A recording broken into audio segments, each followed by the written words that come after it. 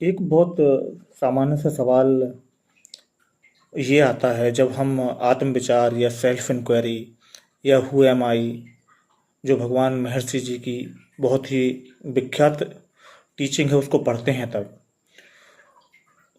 वक्ता ने भी बहुत दिन तक इसका अभ्यास किया और बहुत सारे लोग इसका अभ्यास करते हैं और ये पाते हैं कि इससे भी उनकी समस्याओं का निदान नहीं होता है, आत्मा तक नहीं पहुंच पाते हैं। तो इसमें कुछ चीज़ें जो अंतर्निहित हैं उनको समझना बहुत ज़रूरी है।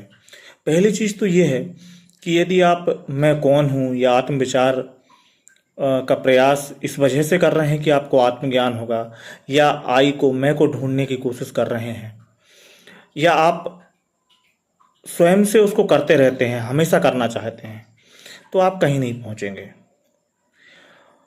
दरअसल मैं कौन हूँ या आत्मविचार का जो उद्देश्य है वो ये है कि जब भी आपके दिमाग में विचार आए उनको आप नकार दें।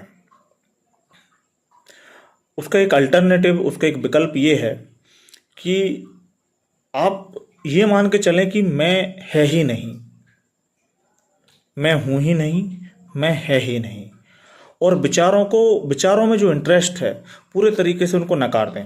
अपोजिट में भी ना जाएं। आपको लगता है कि ये इस तरीके का विचार नहीं आएगा या मैं ये करने लगूंगा तो शायद इससे ऐसा हो जाएगा। जैसे आपके मान सपोज दैट आपके मन में ये सवाल आया या ये आइडिया आया कि यदि मैं थोड़ा और समय ध्यान में दूं तो मुझे ज़्यादा शांति मिलेगी, शायद मुझे ज़्यादा शांति मिल जाए।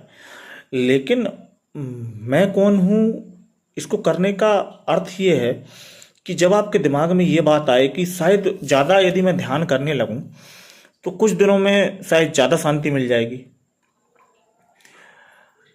ऐसा ना सोचकर यदि आप इसको नकार दें कि ये जो आशा जिसको है, जो फ्यूचर को एक्सपेक्ट कर रहा है, ये है ही नहीं, ये होगा ही नहीं,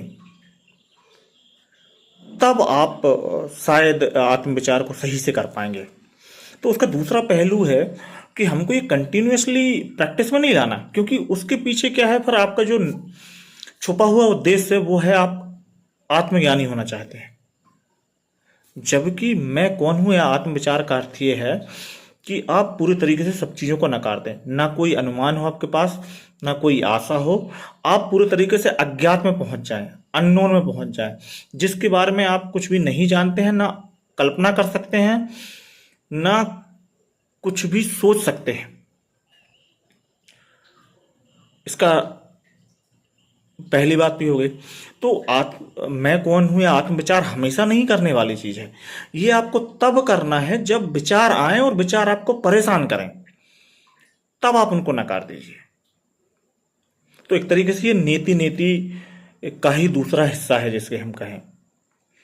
तो जो भी आप सोचते हैं, समझते हैं, जो भी एक्सपीरियंस करते हैं, जो भी अनुमान लगा सकते हैं, जो आशाएं हैं, इवन खुशी की आशा मत कीजिए। देखिए, खुद जो कॉन्शियस डिजायर होती है उसको छोड़ना बहुत आसान है, पर जो हिडन में है आपकी, वो भी नहीं होना चाहिए। तो कुल मिला के शून्य में जाने वाली ये अवस्था होती है। आप सब चीज़ों को नकार दीजिए। आप फ्यूचर को भी मत सोचिए। आप ये मत सोचिए कि वहाँ फॉर्मूले जो निराकार में हम पहुँच जाएंगे, फॉर्मलेसनेस में हम पहुँच जाएंगे। आप जो भी सोचेंगे वो सब ज्ञात के ही क्षेत्र में है, मन के ही क्षेत्र में है। तो आत्मविचार का अर्थ है कि सब चीज़ों को नकारना, ना कोई विकास, ना कोई फ्यूचर, ना कोई होप, ना कुछ भी।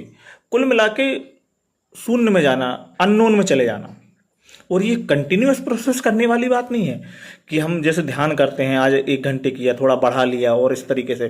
तो आपको पहले से आत्मविचार या मैं कौन हूं या मैं क्या हूं ये नहीं करना है। जब कोई विचार आए, कोई परेशान करें आपको,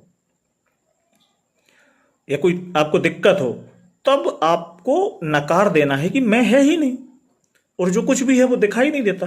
भले ही दिखाई दे रहा है पर ये दिखाई नहीं देता, ये है ही नहीं, ना मैं है कुछ।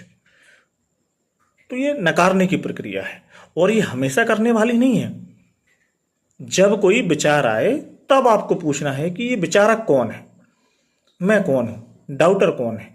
और ये वर्बली नहीं पूछना है, ये इंट्यूटिवली प्रज्ञा से आपको नकार देना है, ये जस्ट अवेयर हो जाना है, जस्ट अवेयर,